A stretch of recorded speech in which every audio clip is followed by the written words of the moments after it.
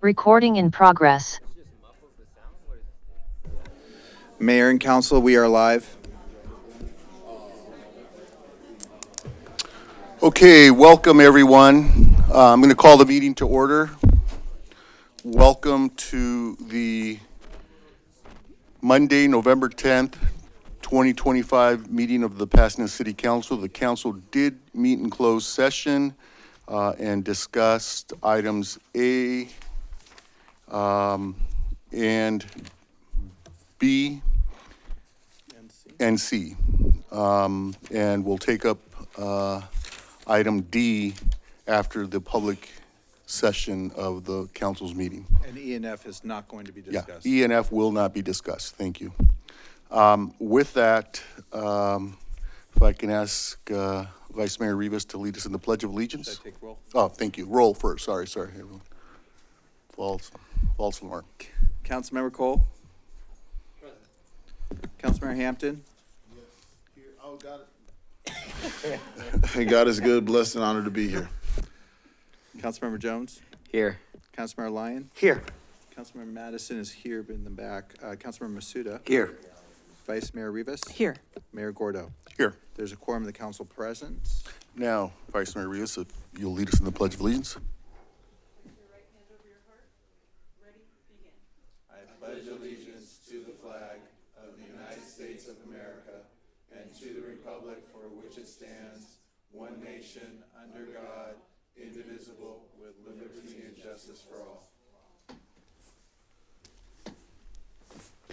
Okay,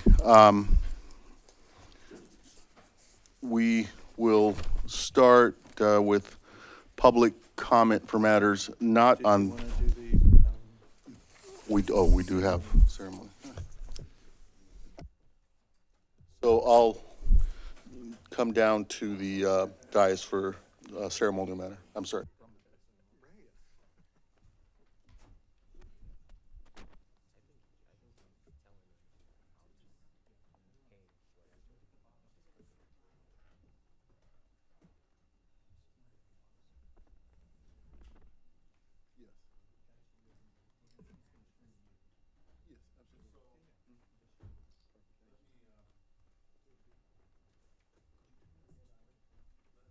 Ask Coco Panosian, our public recreation and parks director, and to come up and introduce Sarah Town Disico regarding Veterans Day. As we all know, tomorrow is Veterans Day, and this is the time in our city and our country when we recognize not just the contributions of military members throughout the history of this country, but also the contributions of their families in supporting their service. And so, Coco? Thank you, Mayor Gordo. Good evening, Mayor, members of City Council. I want to take this opportunity to introduce Sarah Town Disico, a member of the Veterans Day Committee. And we want to extend the gratitude to Council for supporting the Veterans Day event that we hold annually. It'll be held tomorrow at Centennial Square at City Hall. Program will commence at 10:30, and I'll turn it to Sarah to provide more information. And we can't do this without the participation and contribution of the Veterans Day Committee members, and one of which is Sarah. So we appreciate that, and thank you.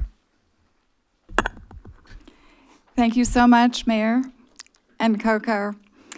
As you know, I'm Sarah Town Disico. I'm Honorary Chapter Regent, Martin Severance Chapter, Daughters of the American Revolution, and a member of the City of Pasadena Veterans Day Planning Committee. This year, during the final event of the 50th anniversary of the Vietnam War, we celebrate the 250th anniversaries of the birth of the United States Army, the United States Navy, and the United States Marines. These branches were established before the Declaration of Independence was drafted.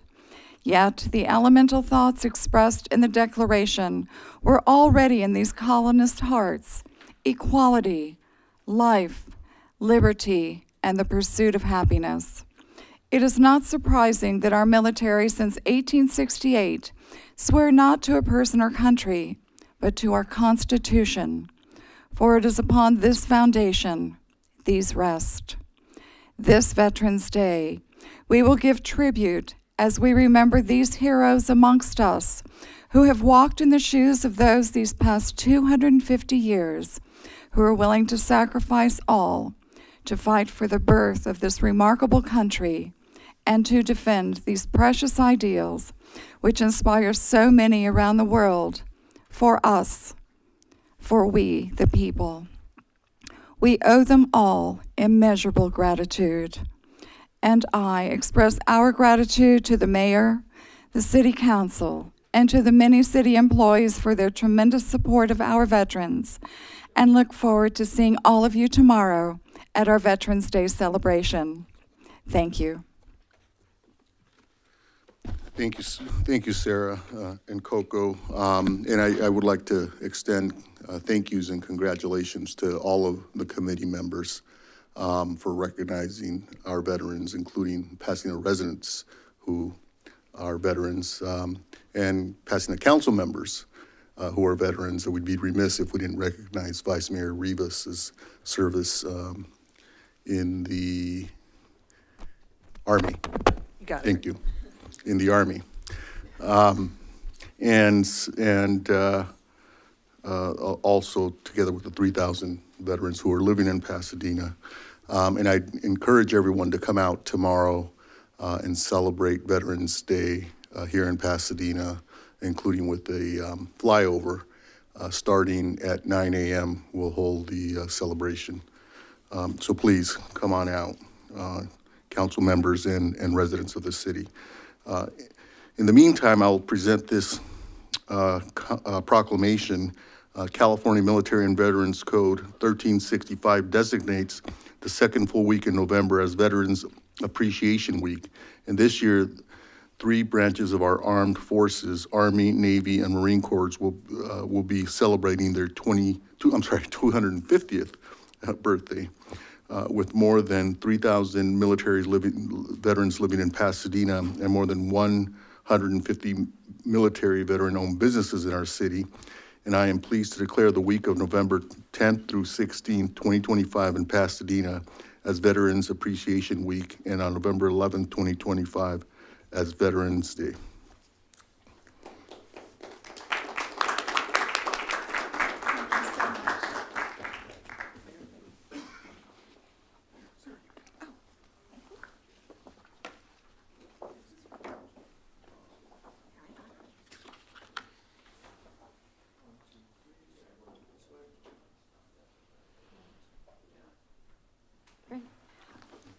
Thank you so very much. Thank you. Mr. Hampton, you had an adjourned memory. Yesterday, I had the honor to go to a celebration of life for Janita Garraway. Janita Garraway passed away October 28th. I was looking at a picture of her just when my phone just, there we go. October 28th of 2025. Janita Garraway, if you hadn't had a chance to meet her, she's a dance instructor at the Cabulon Center. When she first came into town, she said, "Hey, Tyrone, I would like to get involved." Normally, what we hear as council members, we always hear from folks that are always looking for something or want to, see how their business could be used by the city. But in Janita's case, she came to me and she said, "No, I want to know how I could help." And I said, "So what are your talents?" And she said, "Well, I've been dancing since I was 6 years old professionally, and I've danced with Beyonce, Babyface, you name it, and I would love to teach dance in Pasadena." And so I put her in contact with Mrs. D over at the Cabulon Center, and where she held her dance classes for 12 years. So it was really amazing to see what she inspired from the young people there. And while I was at her services yesterday, normally there's a very somber moment, but if you had an opportunity to meet her, she could walk in a room and just with her smile could break the ice. And I just truly am honored to have known her, and I'm also honored that she decided to come to our community and give something to our kids that they didn't know that they even wanted to actually do. A lot of the kids actually were like, "I don't know if I want to take dance," and now some of them are dancing with Debbie Allen. So she was like our local Debbie Allen, and I just wanted to today honor Janita Garraway and honor her commitment to service of our community and also supporting our kids as they are going through whatever it is they're going through, but their dance outlet has been therapeutic. And so today is not a somber because ultimately I'm really happy to have met her and have her in my life. And yeah, although her flesh is no longer with us, her energy will continue to live on with our community and with all the kids and myself and all those that she impacted. So I would just ask the council to close in memory of Janita Garraway, and instead of the silence that we normally give, I would ask my colleagues to clap. So, thank you. Thank you. Well said, Mr. Hampton, and those of us that had the opportunity to know Janina and witness firsthand her lessons and her ability to touch many lives and really instill the joy of dancing with our kids and sometimes with our seniors too. We are forever grateful to have her part of this city. I thought you were going to say you wanted us to dance, so Yeah, see, I would have said that, but well, you're gonna the rhythm for me, I'm hoping her energy touches me with some rhythm. We're gonna look for your moves. So we will certainly honor her with a recognition for and gratitude to her and her family and friends. Thank you. Okay, now we will move on. The council's public agenda contains important city business, but we also have to recess into closed session to discuss some important pending legal matters where time is of the essence. And so we will go back to closed session. And so I'm going to ask the public to take 1 minute. If you want to speak at the beginning of the meeting, take 1 minute. If you would like more time than that, then you're welcome to state when we complete our public and closed session agenda, and we can grant you more time. Unfortunately, I can't guarantee what time that might be, but that's the offer. So 1 minute, Mr. Clerk. And if you hear your name, please form a line in the center aisle. Thank you. Alex Garagosian, followed by Norari Dajurian, then Donald Wallace, and then Bonnie Bluestein. And Alex? if you accept the offer, please let us know, and you'll be waiving your time, your opportunity to speak now, and then accept it at the end. Yeah, I accept. You can Alex, speak now? and Okay, then go. Norari, if you want to line up behind. Go ahead, sir. Hi, everyone. My name is Alex Kiragosian. I live at 125 North Allen Avenue. Honorable Mayor and Council, I just wanted to invite you all to the second annual Pasadena Armenian Festival. It's taking place this Saturday, November 15th from 10 a.m. to 5 p.m. here at Centennial Plaza. The first one ever was at Victory Park, and we had no idea how many people to expect. We thought about 1,500. Something like 5,000 came. We totally overwhelmed the traffic situation there at Victory Park, and the city said you can't do it anymore over there, so they moved us over to Pasadena. You have 30 more seconds after Oh, the great. rainbow. So, just really quickly, the festival is being organized by 25 plus Pasadena-based Armenian nonprofit organizations, all of them, 3 private Armenian schools, 7 churches, about 15 cultural organizations, all working together hand in hand to showcase Armenian culture to the wider San Gabriel Valley community. This is also a fundraiser for our 3 private Armenian schools, Tavlian, Hovsepian, and Sahak Mesrob.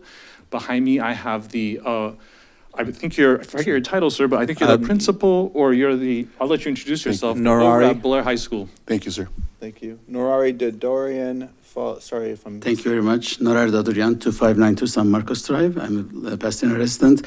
I'm one of the programming committee members. I'm glad to say that all Pasadena area Armenian schools are participating. Also public schools. Webster and Blair Armenian academies will be there with their dances and songs and poetry recitations. Also dance performances, live music, entertainment, and more than enough food vendors. Delicious Mediterranean, Greek, Armenian food, also live entertainment. It's a very family-oriented, kid-friendly environment. Thank you, sir. Thank you. Thank you. Donald Wallace, followed by Bonnie Bluestein, then Dr. Lena Al-Saraf. And please form a line if you hear your name. I'll ring a bell when you have 30 seconds. Go ahead. Hello, my name is Donald Wallace. I'm the Vice President of Lighthouse Security Group. I was previously released from California Department of Corrections. Upon release, I was fortunate and blessed with the opportunity to help individuals seek and obtain employment throughout the United States. My company is located in Montebello, California. 60% of our employees I hire are local residents from Pasadena area. I has helped local residents obtain their carry concealed weapons license, guard cards, permit to carry certifications, and etc. Once licensed, they immediately receive job placement. We currently have a lot of residents unemployed and needing job assistance.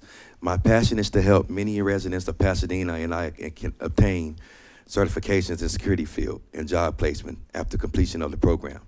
This will help individuals from hanging out in our parks, street corners, and give them the opportunity to provide for their family. I grew up in Pasadena and wound up incarcerated. Having a criminal record, I was turned away from many employers. That's why I'm committed to helping our residents obtain employment and resources and sir, become productive citizens. Sir, your time is, if you have statements that you'd like to submit to the council, then it'll be distributed. Thank you. Bonnie Bluestein, followed by Dr. Lena Al-Sarraf, then Olden Denham, then Alan Shea, then Lucinda Wills. Some seem to think that the defining issue of our world today, the ongoing genocide in Gaza, supported by our tax money and enabled by major U.S. corporations, is not a Pasadena issue. My paternal grandfather lost most of his family to the Nazis. My mother memorialized them at Yad Vashem.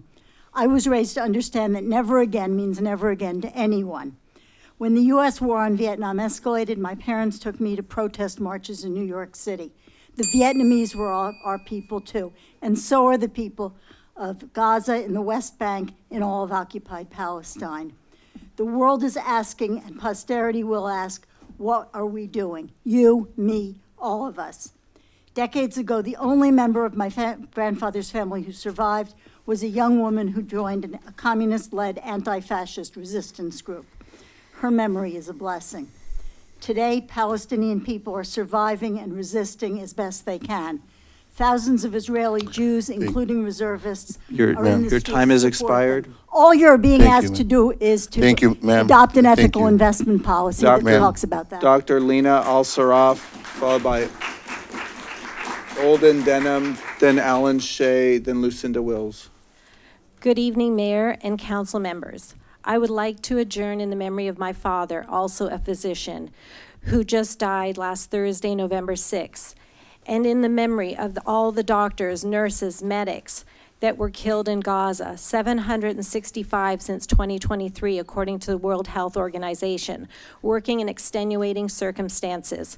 The term medicide has been coined by the UN, the systematic killing of medical personnel. We have shared stories, prayers, statistics, and facts on the ground week after week, what's going on in Gaza.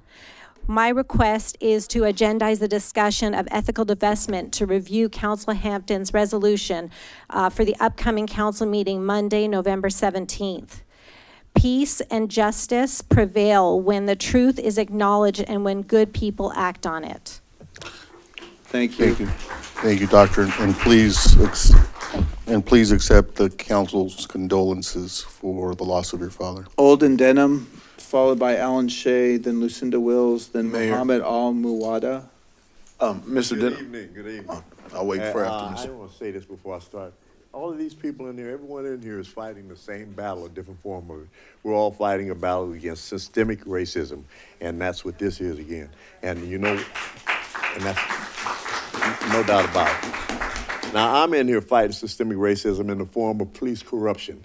And we have corruption in this police department that we need to, I'm insisting on that we go back in and finish completing that safety meeting that we had, because we had a lot of collusion, a lot of stuff thrown in that wasn't supposed to be in there.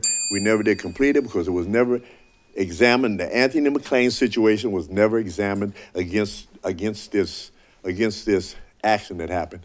And also, I want to mention the fact that it is incorrect. They said the following individuals, this is a report from the minutes from the last meeting, and they're saying that it says that we're confronting it, that the reason we're here is, I'm trying to get this right, excuse me a minute, that we've been confronting the fact that what happened is against the Constitution. No, it's not. The policy that this report, the final report, was written up on strictly on policy and had nothing. It didn't have the law. Mr. Denham. And we want to. Mr. Denham, thank you. We want to be fair to everyone. Thank you, Mr. Denham. Next speaker, Mr. Shea, welcome. You cut me off every time, and you know what? I want to And be this fair is to very everyone. important what I'm talking about, because not only did we have a young man killed, I want to be, we had a corruption. Mr. Denham, I want to be fair to everyone. Thank you. Alan Thank you, Shea, Mr. Denham. followed by Lucinda Wills, followed by Thank you, Mr. Mr. Denham. Mr. Denham. Thank you, Mr. Denham. Mr. Shea? Mr. Denham, thank you. Mr. Shea, welcome. I'm just going to read out loud so everyone here can see why we're here with a full room. It's called Black's Law Dictionary on Corruption, which is the act of doing something with an intent to give some advantages inconsistent with the official's duties and the rights of others, which involves the fiduciary or official use of a station or office to procure some benefits either personally or for someone else contrary to the rights of others. In its definition, a various or fraudulently intent to invade the prohibitions of certain laws in or involving the officials or fiduciary using their positions unlawfully for political gains. Sounds familiar to a lot of you guys. That is what's happening with this Anthony McLean. We reviewed what has been put in here, Mayor Gordo, where you said 3 investigations have been done. All of them have been corrupt. We're asking that you bring a resolution. Mr. Shea, thank you. We want to be fair to everyone. Thank you. Next speaker. We're asking that you bring a resolution. Lucinda Wills. So we don't have to keep Thank you, coming Mr. Shea. Followed by Muhammad Al-Muwada, then Rachel Darling, then Vincent DeStefano, then Rita Capadia. Mayor, before the public speaker speaks, could the chair of Ledge Policy let us know when the ethical investment policy will be discussed? I believe it's on our next agenda for our December meeting. Do you have the date, maybe that, so that they know? I can look it up, but Okay, One- by the one- end of the meeting. Yeah, that's fine. December. Thank you. Yeah, December 2nd. thank you. Ma'am, welcome. 1 minute isn't enough. Gaza, Palestine is not the only genocide going on. We know we've heard about Sudan, we've heard about the Rohingya, the Congo, the Uyghurs in China, Tigray in Ethiopia, Kashmir, all over the world. We must put an end to all of these with whatever means we have at hand. For most people on a micro level, that means boycott, divestment, and sanctions. We're speaking out on all of these atrocities. So why do we insist on our focus on Gaza and Palestine? Because this genocide is directly funded by our own tax dollars. Our hard-earned income is being whittled away to pay for bombs instead of food and education and healthcare in the US. Gaza is the litmus test. How we respond to stop this unspeakable injustice will determine how we respond to all other injustices. All we ask is that you summon up your moral compass and courage to do the right thing and ignore the satanic whispers that hold you back. If you don't wake up, know that much of the world has already woken up. The Mamdani win is a proof of the collective power of the people to make the changes you keep dragging your feet about. Please allow us to maintain our faith in the essential goodness of humanity. Thank you. Next speaker. Muhammad Al-Muwada. No, this gentleman was next. Okay, Rachel Darling. No, sir, if you'll state your name. Vincent DeStefano. Yeah, you, okay. Rachel Darling, then Vincent DeStefano, and then Rita Capadia. Good evening, Pasadena residents and City Council. My name is Rachel and I live right across the street here in District 6, so close that I walk here every Monday. I took offense to some things that were said at last week's meeting and would like to clear up a few things about our organization. We're peaceful and we don't support anti-Semitism or bigotry of any kind. If this organization did support any of that, I wouldn't be a part of it. As my colleague just mentioned, the genocide in Gaza is absolutely the business of Americans because it's our tax dollars being sent overseas to bomb civilians and infrastructure, which is a war crime, as defined by the United Nations. This is why we're asking our city to divest from war profiteering companies.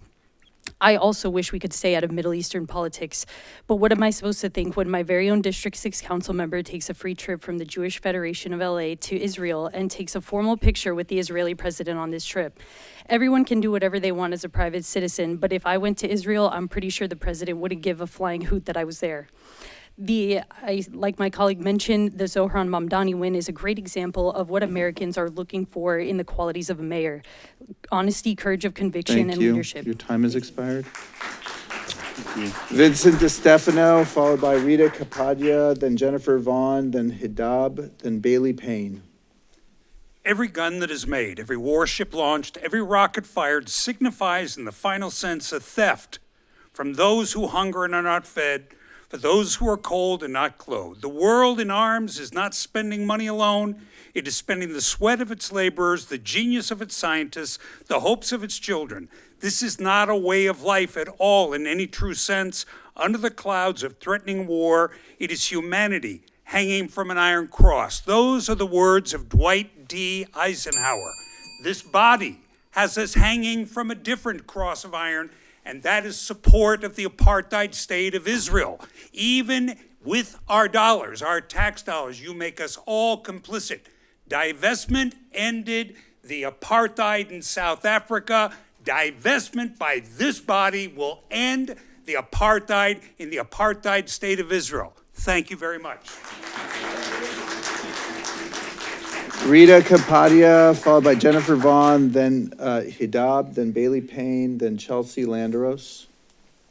Good evening. I would be remiss if I did not address the council's calls for respect at last week's meeting. Microphone. Can you speak into? Sorry. It's our speakers, it's going everywhere else. Good evening. I would be remiss if I did not address the council's call for respect at last week's meeting. Genocide denial and complicity is not a position that earns respect, regardless of which side of the pedestal you are on in this room. Public representatives earn respect by taking principled actions in service of their community members. Community members who came out in hundreds in favor of a ceasefire resolution. Community members who tirelessly tried to appeal to your humanity with stories about ethnic cleansing, stories from people in this room losing their entire bloodlines and ancestral lands, only to be met with persistent tardiness, silence, and inertia, with the exception of some being compelled to meet with war councils. My comrades here may disagree with my approach, but I will not appeal to your humanity today.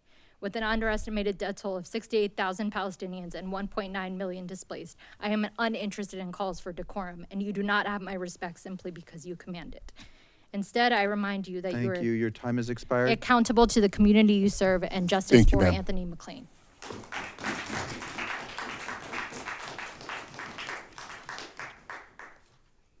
Jennifer Vaughn, followed by Hidab, then Bailey Payne, then Chelsea Landeros, then Mark Jablon, then John Luca will be the last speaker. Go ahead. Thank you and good evening. Thank you for agendizing the discussion on ethical divestment submitted by Tyrone Hampton. However, there's so much more that needs to be done. Please include Palestine in any resolution discussed by the Legislative Policy Committee. This is essential for achieving justice in the wake of the Gaza genocide. If this genocide is overlooked, it's not enough. People are being killed daily. Laura and her baby Amal have lost so much in Gaza. They suffer daily. She says the atmosphere is sickening, the tents are sickening, and the mosquitoes are everywhere. And that's the sound of shelling. And there's little food and little water. They look forward to finding whatever food that she can for her and her family. Thank you. Thank you. Hidab, followed by Bailey Payne, then Chelsea Landeros, then Mark Jablon, then John Luca, who's participating virtually. Go ahead. Greetings of peace, everyone. To be an expatriate while your family live in Gaza under genocide is not just a geographical distance, but an inner fracture that never heals. Your body is here living the details of life, and your soul is there hanging under the rubble. In your world here, quiet cup of coffee, water flowing fearless, and a sense of safety deceiving you that everything is fine, but inside you, nothing is fine. Every sip of coffee turns into the bitterness of absence. Every light reminds you of their darkness. For me, it gets worse. I come here week after week and ask you, you see me, but you really don't see me. You hear me, but you really don't hear me.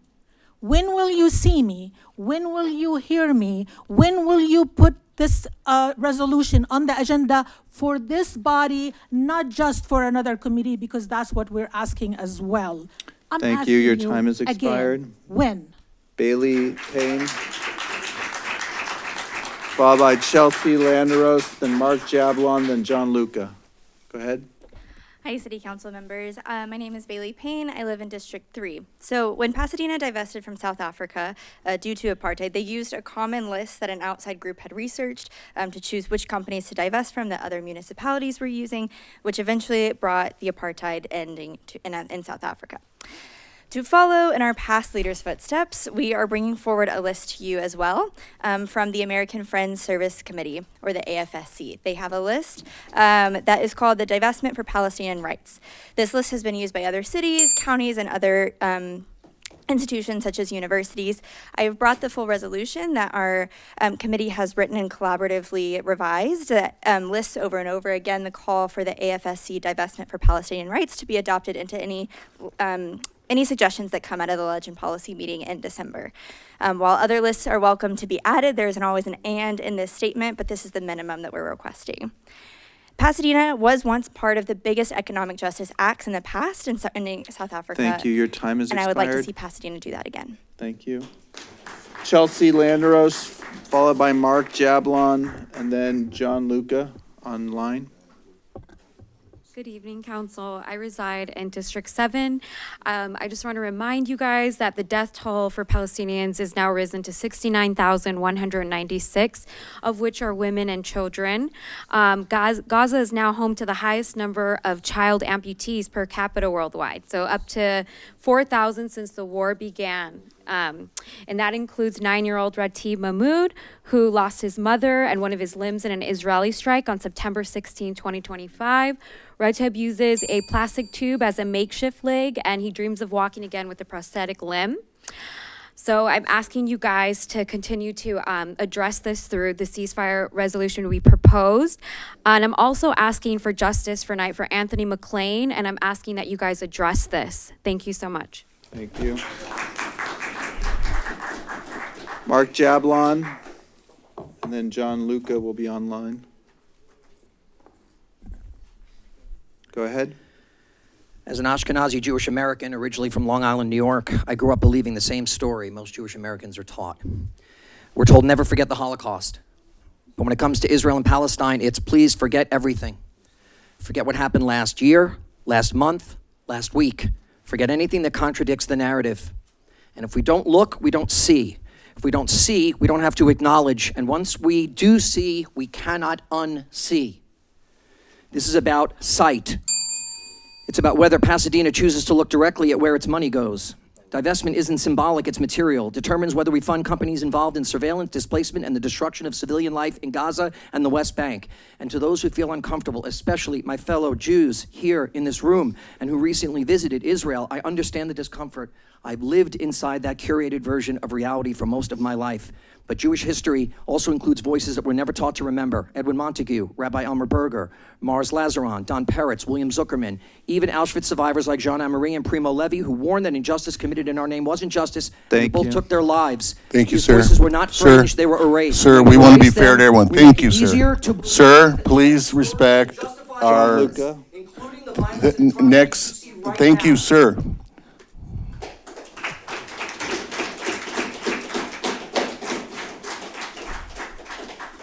John Luca, go ahead. Hi, good evening. I'm calling in regards to, maybe a lot of you don't know, but it's the funding that's coming from the state of California in response to the fires, specifically the Eden Fire Palisades fires in January. And it's a competitive bid that cities and developers are applying for. And I know that the city of Pasadena has 3 projects that they're trying to get. And I want to encourage you, the city council, to contact HCD directly to try to support those projects. But what's shocking to me as an individual, I'm not a developer, but the city of Beverly Hills has even tried to apply and has applied. Out of the $101 million that's been available as part of the grants from HCD, $24 million is trying to go to Beverly Hills. And they were not affected at all by the fires, but by some fluke they're within the radius that you can apply for. So everybody in the community, I want you to please to go to super, SUPER, NOFA, NOFA, at hcd.california.ca.gov. Super, SUPER, NOFA, at hcd.ca.gov. and let them know that Beverly Hills was not part of the fire areas, and it should go to the fire money. Thank you, sir. Thank you. Thank you for the information. If you'll send the information, we're happy to distribute it as well. That completes public comment on matters not on the agenda. Mr. Mayor. Mr. Cole. There are two tracks. One has been referenced so far, which is an ethical investment policy, which has been proposed by Councilmember Hampton, which I support. Also, I would remind the folks who are here tonight that at your request, on behalf of the City Council, you asked the Fire and Police Pension Board, of which I am the representative from the City Council, to agendize this issue. And at our first meeting, the chair opposed putting it even on the agenda for a discussion. So we tabled the motion until the November 19th meeting at 10:15. We will then take up the question of whether to actually agendize the topic. I feel strongly, and I express this to the chairman, that as partners, that and as a courtesy, that they should not ignore a request from the City Council. I hope that we can be clear that that is the request of the City Council, that we at least have a discussion at the Fire and Police Pension Board, and anyone on any side of this issue who wants to attend and speak at that meeting, it's November 19th at 10:15 in this room. Yeah, the request was to consider agendizing. Consider agendizing was the request.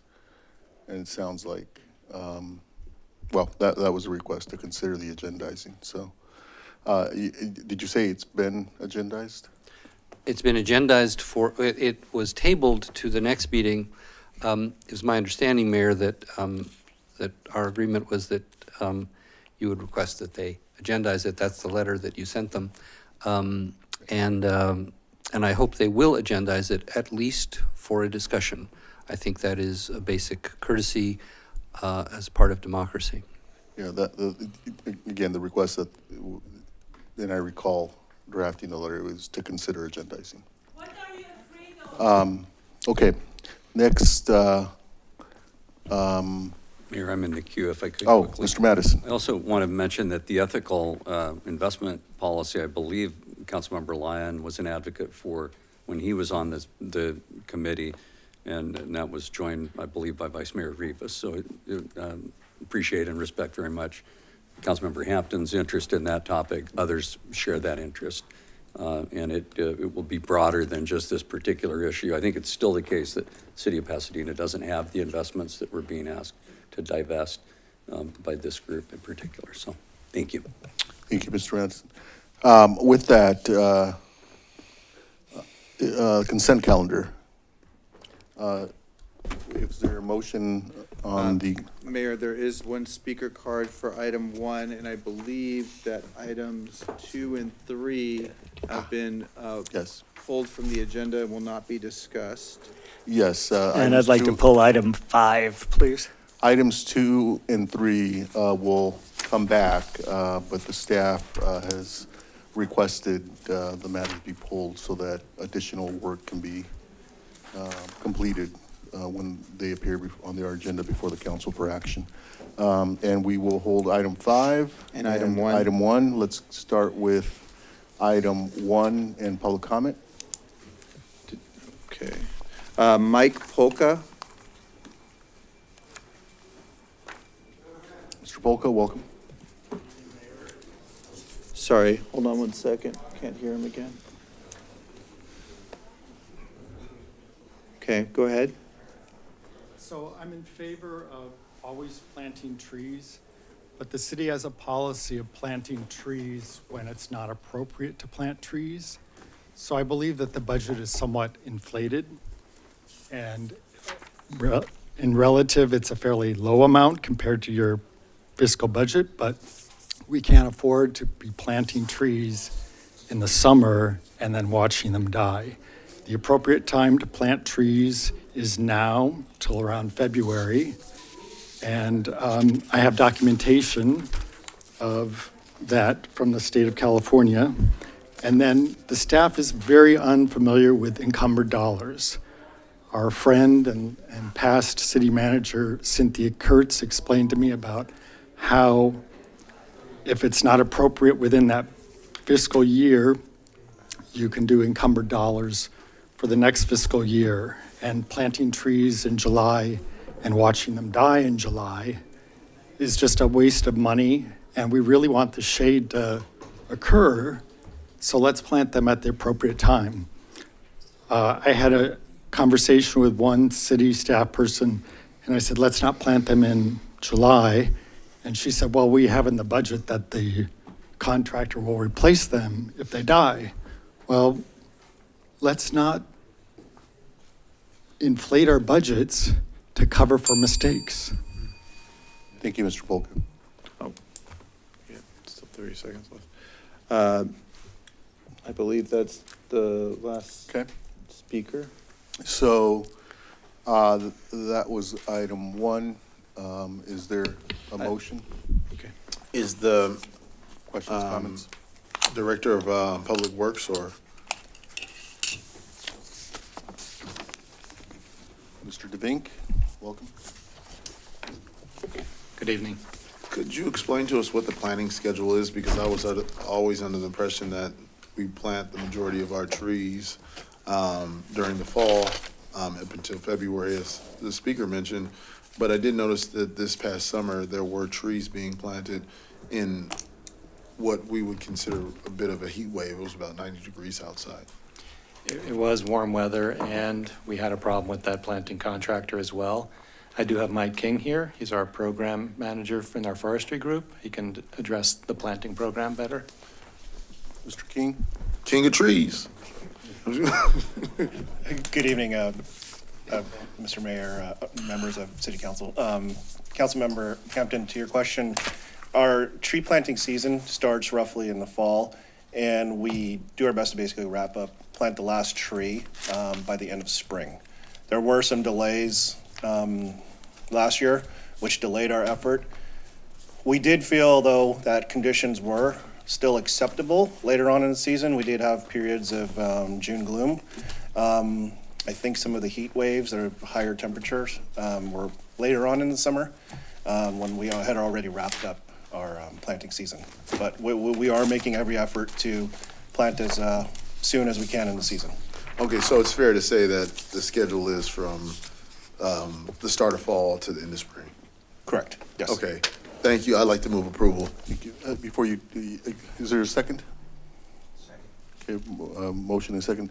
Before we take a vote, I think that now I better understand Mr. Polka's public comment. If we miss the window, shouldn't we consider those dollars encumbered?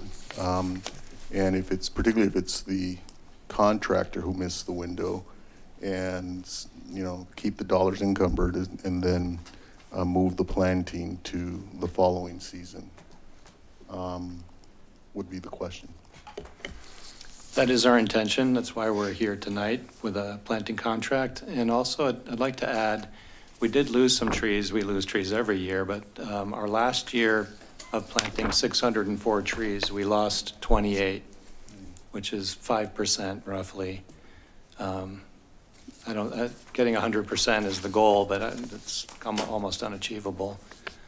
It's unfortunate we lost some. We did have problems with the planting contractor as well as being in the hotter than desirable time to plant. So right now we are trying to plant in the cooler weather. Okay. And is there an industry standard on loss, percentage-wise? Just curious. I've asked that of staff, and what came back is we contacted some other agencies around Southern California. They expressed generally a loss around 10%. Yeah. Thank you. So you are the king of trees. Thank you. Okay. With that, there's a motion, and Mr. Cole. Thank you. Just a question. So if we've had trouble with this contractor and we're not using this contractor again, are we going to get the trees replaced that have died? If the question is whether or not the previous contractor is going to replace the 28 some odd trees that died, we can look into that. I think we have to have a conversation with staff and perhaps city attorney to see, how strong our the terms of the contract are. Well, we were just assured that the reason this is not a problem is because the contractor is responsible for replacing the trees. I thought the answer would be, of course we're going to do this. It's a little concerning that we'll talk about whether we're going to do this. We need to replace the trees, and if it's their responsibility under the contract, if it's not, if it's vague, then let's fix the contract. We're about to enter into a new contract tonight. Let's get it right. We'll look into it. The 28 trees that we did lose, we'll investigate having them replace them. I don't know the exact status of where we're at. It's even roughly a month and a half ago, the number was 23. We've lost 5 recently. So I don't know at what point do we go after them and say, this is what you owe us. I think the council should hear a report on this. I think it's pretty clear. We've increased the tree budget by 50%. We were losing more trees than we were planting. We're in the era of climate change. This is not a time to let a contractor who was problematic off the hook. And it's not a time to enter into a new contract unless we have ironclad guarantees that we're going to plant trees that are going to survive. Not that everyone will, but if it's their responsibility to take care of the trees during that initial period and to keep them alive or replace them, then let's hold people to their contract. As this council knows, I'm increasingly frustrated as we enter into a time of fiscal austerity at our ability to spend money and our seeming lack of rigorousness in making sure that we get our money's worth. I'll leave it at that. I think that's a tremendous, with all due respect, overstatement. Are there performance standards in the contract? I would imagine. The current specifications state that the planting contractor, installation contractor is responsible for maintaining the health and condition of the trees until September. And so I think what staff is saying is, once we have consulted with the city attorney, we're confident that we have a quantifiable number, then we will certainly pursue the contractor's responsibilities, is what I'm hearing. So, but I appreciate that. If that's the answer, I'm entirely happy with that. That's not the answer I heard from the staff, so I appreciate you clarifying it. And I can affirm that. I will look into it, and we will hold the contractor accountable to the extent the contract allows us to, and we'll confer with the city attorney in doing so. That's what I'm hearing, yeah.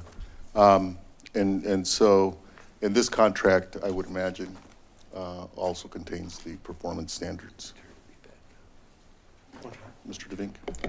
Yeah, the contract contains a section, Section 8, quality assurance. Yeah. Okay. And as it should. Oh, so with that, there's a motion and a second. Is the motion on item 1 or on the whole calendar? It's only item 1 right now. Okay. We didn't skip you, Mr. Lyon. So item 1, are there any objections? Seeing none, matters approved. Mr. Lyon, item 5. I had just a handful of questions about item 5. So I got some of them answered before the meeting, and I understand. I was concerned at the change, because the contract essentially is the same scope as the beginning, but it's a 500% increase in the price. But now I understand the depth of the scope and the change in the scope. My concern now is something that came up in our conversation earlier today, and thank you for the answer. That, as I understand it, we currently have a negative balance in the unappropriated fund, and so I'm not sure how we're paying for this. That's what I wanted to hear. The payment for this contract, first, the city received from the insurance company $1 million, which will most likely cover part of this cost. And then for FEMA, we can get 5% for preparation and admin through FEMA. And it depends on how much the FEMA's, reimbursement cost is going to be. But we're expecting almost up to $1 million from FEMA as well. So to cover all the costs related to this contract. And is that customary? So we're appropriating 1.45 million out of the unappropriated fund, but we will appropriate it and then figure out how to As we get the backfill it money, later? because we're still doing a lot of prep work for the insurance. We don't know we're going to get hopefully millions of dollars. As they come in, it's going to go into the unappropriated fund balance. Great, okay, Yeah. great. Then I will move the item. Thank you, Mr. Lyon. Appreciate it. Motion, Sorry, could you make the sweep motion for 5, 6, 7, and 8? Indeed, that's what I moved that. thank you. Thank you. Seconded by the clerk. Negative. Huh? And 4? Oh, my mistake. 4 as well, sorry. Now the city manager has a substitute motion. So it's 4, 5, 6, 7, and 8. Yeah. The remainder of the consent calendar. Yeah. And just so the council is aware, we did have a long discussion on the reimbursement issue at finance today, and it comes with the unanimous recommendation of the finance committee. And we did talk about reimbursement, and we were pleased to hear that not only do the consultants have a tremendous wealth of experience with other natural disasters and collecting from the federal government, but we are seeing, and hopefully this continues, FEMA work at a record pace in fulfilling its obligations. So hopefully that will continue. So there's a motion on 4, 5, 6, 7, and 8. 6, 7, and 8. Thank you. Are there any objections? Seeing none, then those matters are approved. And thank you, everyone, for your work. Okay, then. We are moving on to the public hearing. Okay, this is, as the clerk works to introduce the public hearing, this is a routine matter involving CPI increases. We do this, I would say to you, a ministerial act where we increase our fees costs in order to ensure cost recovery for the city's costs in processing these matters. And it's a CPI increase. So we'll open the public hearing. Do we have public comment on this? We don't. Motion to close the public hearing? We haven't opened it yet. He has to Have to open. Motion to open it and then close it. Real quick. This is the time and place for the public hearing on the adoption of the 2025 California Building Standard Code and related codes on October 27th, 2025. The public hearing notice was published in the Pasadena Press. No correspondence was received by the city clerk's office regarding this item. So, Motion to close the public hearing Mr. Second. Hampton, and keep it closed. Lyon. It's been seconded by Mr. Lyon. Okay. Motion on the merits? Well, do you want to call the roll vote? Are there any objections to the Closing. motion? No? Public hearing is closed. On the merits? Motion on the merits? Mr. Masuda? Are there objections? Seeing none, that matter is approved. Great presentation, Israel. The presentation is very informative. Excellent work. So Israel, now like, I dressed related. up for this, like. So now related to that public hearing is the second reading of the ordinance. That ordinance was introduced by Councilmember Jones, and it's a long title, so bear with me. This is an ordinance of the City of Pasadena amending Title 14, Building and Construction of the Pasadena Municipal Code by adopting with certain local amendments the 2025 California Building Standards Code, incorporating the 2025 California Administrative Code, the 2025 California Building Code with Appendix Chapters G, H, I, J, N, P, Q, California Residential Code with Appendix Chapters BB, BF, BG, CH, CI, CJ, 2025 California Electrical Code with Annexes ACI, 2025 California Mechanical Code with Appendix Chapters BC, F, GH, 2025 California Plumbing Code with Appendix Chapters A, D, G, H, I, J, M, R. 2025 California Energy Code. 2025 California Wildland Urban Interface Code. 2025 California Historical Building Code. 2025 California Fire Code with local amendments to state adopted chapters, including Chapter 1313, Section 503 of Chapter 5, Sections 1101 and 1104 of Chapter 11, Appendix Chapter 4, and certain appendices within Appendix Chapters B through P. 2025 California Existing Building Code, 2025 California Green Building Standards Code, 2025 California Referenced Standards Code. Mark, that was longer than the presentation. I'm sorry. To adopt, Councilmember Cole? Yes. Councilmember Hampton? Yes. Councilmember Jones? Yes. Councilmember Lyon? Yes. Councilmember Madison? Yes. Councilmember Masuda? Yes. Vice Mayor Rivas? Yes. Mayor Gordo? Yes. That ordinance is adopted unanimously. Another great presentation. Thank you. Good work. I know that takes a lot of detail to comb through all these changes and make sure that our code is in compliance with the state building code. So thank you. Thank you. Thank you, staff. Okay. Number 10 is a suggestion by Mr. Madison that we consider agendizing for a decision on the merits for a call for review, the matter in his district. Mr. Madison? Thank you, Mayor. This is a matter in Our my- district. Pardon? Our district. Our district, correct, Mayor, thank you. So I've got 2 votes, I just need 3 more.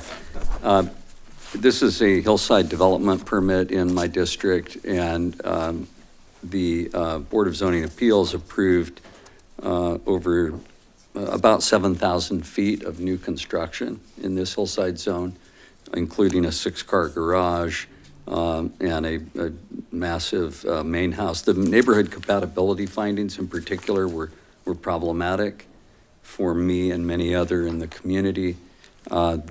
The way that calculation is done apparently is there's an assessment of what 35% greater density would be, and that turns out to be 2,000 square feet less than what just the main house would be in this project. And I had other concerns, including apparently a very old oak tree that's being removed.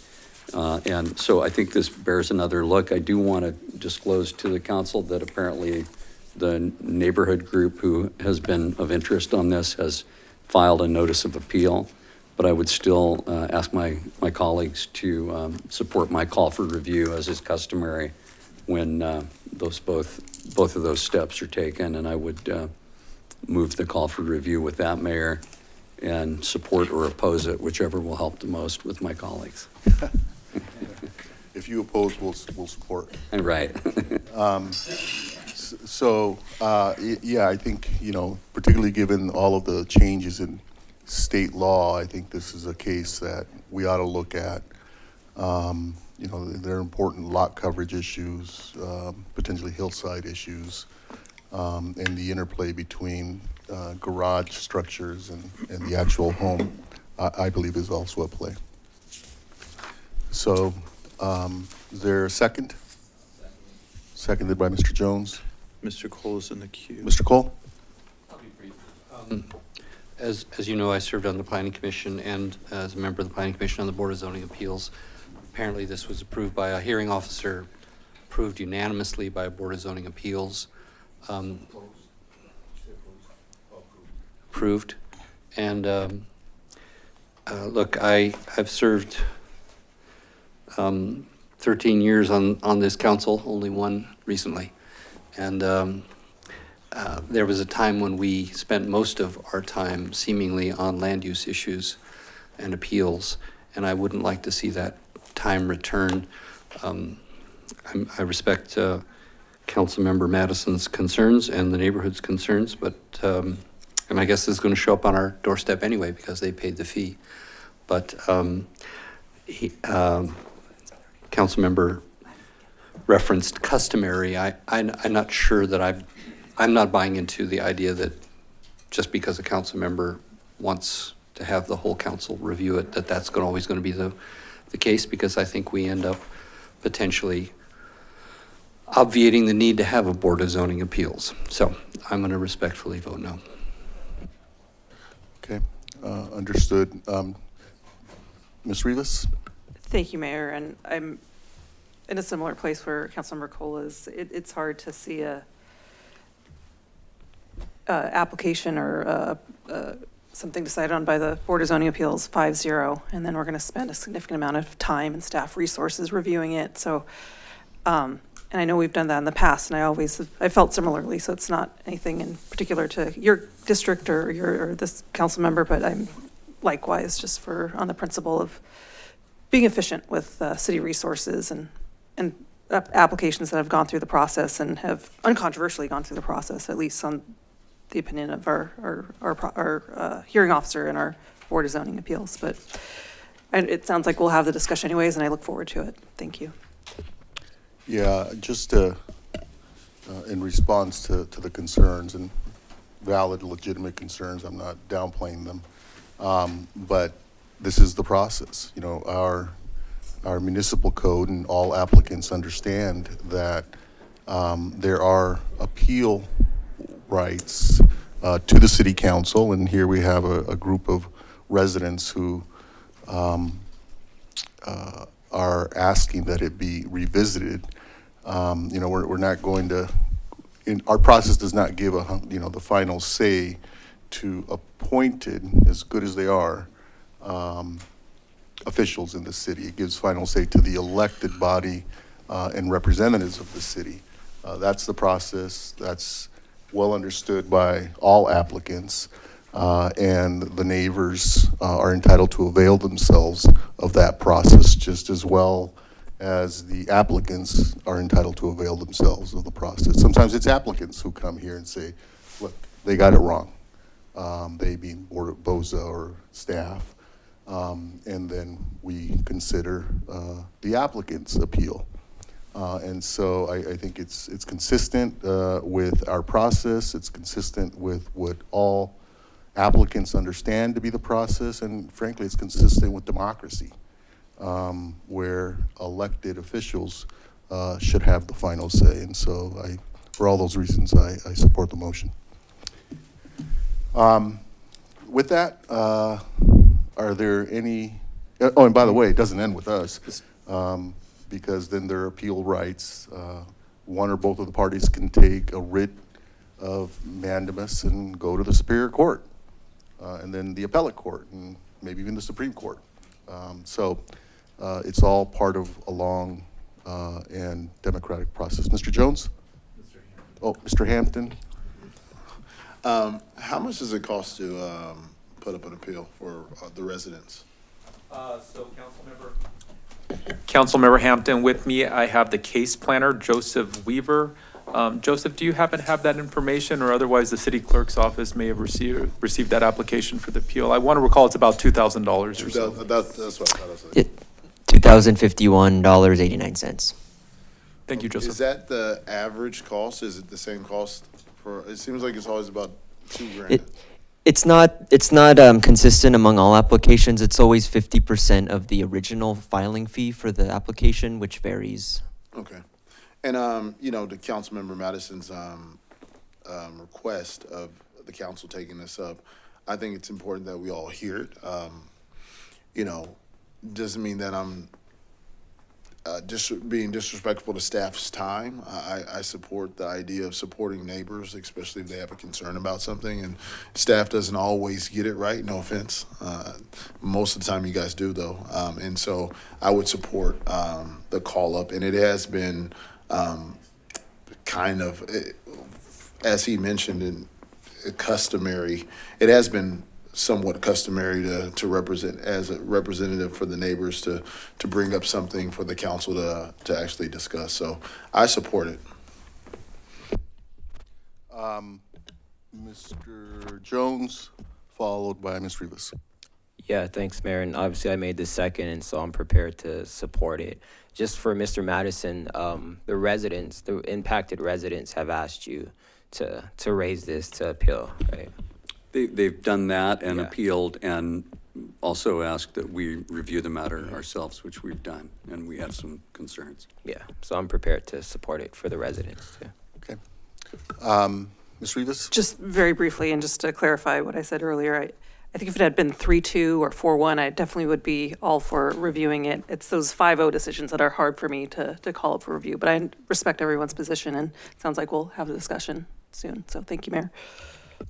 And I would remind all of us that these are quasi-judicial proceedings, and so we should be careful in what we say publicly prior to the hearing, because, you know, it's a quasi-judicial proceeding that we'll be undertaking, and everyone is entitled to due process. This is also a due process proceeding, and so I would caution us against making statements on the merits. On process, that's one thing, but on the merits, let's be careful about it. Okay, with that, roll call, yeah. To approve the call for review request, Councilmember Cole? No. Councilmember Hampton? Yes. Councilmember Jones? Yes. Councilmember Lyon? Yes. Councilmember Madison? Yes. Councilmember Masuda? Yes. Vice Mayor Rivas? No. Mayor Gordo? Yes. The motion is approved, 6 in favor, 2 against. That completes our agenda, Mayor. That completes our agenda, and so now. Mayor, before we Mr. step out, I just Madison. want to mention a couple things, if I could. Oh, Yeah. sure. May I now? So first, the city attorney very kindly reminded me that I should disclose that in the closed session, I was recused myself, really. I'm not even sure it's still an extant conflict, but in the past, my law firm has done work for Caltech. So the Caltech matter that was listed on the agenda was one that I recused myself from. Also, Mayor, I don't know if you wanted to mention our very productive meeting with the Secretary of Transportation that you and I and staff had last week, just in terms of reporting out. Sure, yeah, we did have a very productive, together with the city manager and staff, a very productive meeting with the California Secretary of Transportation, Director of SCAG, Director of,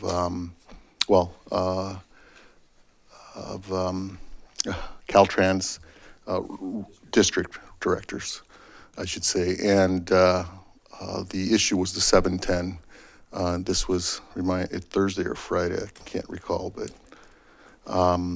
morning. It was it was expected to be a half-hour conversation, but it was much longer conversation. And Brenda Harvey-Williams, the city manager, Matt Hawksworth joined and did a great job, by the way, Ms. Harvey-Williams and the city team in presenting the issues and the need to have not just the city engaged in the 710, but working together and having Caltrans and SCAG and the Department of Transportation, including the Secretary himself, engaged in order to ensure that we get it right. There are no redos in this process of the 710 and restitching the city, one. And two, because there are no redos, whatever we end up with will be there for generations. And so there's no alternative to getting it right because we want to ensure that what's there for generations is something we can all be proud of and that adds to the city. And the third point that we made is, this is an opportunity for California to be a leader, to model how reconnecting communities should be handled. And this has all the elements: social justice, infrastructure, a former freeway thoroughfare, transportation challenges, all of the complexities of a neighborhood on the west side, old Pasadena historic district on the east side, a transportation corridor leading to 3 freeways on the north, and then on the south, the public safety corridor that is Huntington Hospital, all while maintaining the flow of traffic. This is a tremendous opportunity to model how reconnecting communities can and should be handled throughout the country. Yes, thank you, Mayor. And I would just note that the Secretary, Tokso Mashakan, is the Secretary of Transportation in California, and was very pleased with our approach, and reminded us that he's got just a little more over a year with the current gubernatorial office holder. So, I'm always reminded of John Wooden, who said, "Be quick, but don't hurry." And hopefully we'll be able to make real progress with the project, because I think he'd like to share in some of the credit that will ultimately flow from it. Yeah, and we should also give a shout out, sorry, Mayor, go ahead, go ahead. Our consultants, David Granis and Tony Harris from C1, who are, thank you, near as I can tell, the gold standard of transportation consultants for a project like this. Thank you. You're right. I mean, I think we had a good team, and the Secretary did Secretary Mashakan did express confidence and excitement to personally be involved and have the department be directly involved and active in the effort. So, as did the SCAG executive directors. I guess there is no zeal like that of the newly converted. There was a time when SCAG was not our ally in terms of the 710, but it's great to have their support now. But they are an ally when it comes to multimodal planning and transportation and housing, and very much understood. At one point the question was, what do you have against density, Pasadena? And he and the city team were quick to highlight it's not the density, it's planning appropriately, and we have done that in Pasadena, increased density in the transportation corridors.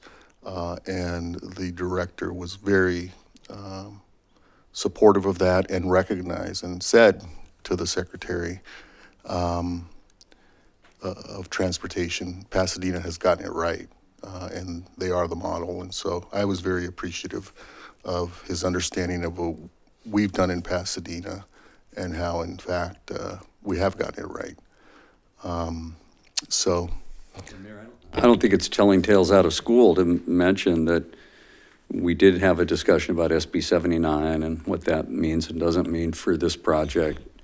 And the Caltrans folks shared that there are cities giving up hundreds of millions of dollars of transit money because they don't want the implications of SB 79 now. So talk about that, unintended consequence perhaps that we described in opposing SB 79. There it is. And I've communicated to the state. I know most, if not all of us have, most of us have that SB 79 is going to be a problem. It's going to harm California's transportation goals. And now we're seeing it. I'm going to agendize that matter, SB 79, so we can go on record again, one way or the other, on SB 79, and I think consider also litigation. It's going to be agendized. I'm looking at the city attorney, and so we can all anticipate that soon. Thank you. And by the way, that they may have been unintended consequences, but they were definitely foreseeable. And that's where we are. Thank you. And so we will now adjourn in memory. Recess to close session. But before we do that, we will adjourn in memory of a great Pasadena resident who used her personal talent, skill, and in a very caring way contributed, not just used her talent to contribute to the lives of many people in Pasadena, particularly young people in Pasadena. And so at the request of Mr. Hampton and with the support of the council, we'll stand in memory of Janina Garraway.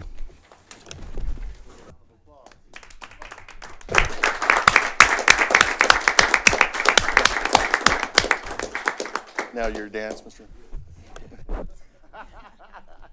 didn't get this, dude. Thank you, everyone. Apparently, Mr. Hampton did not attend any of those lessons. I did.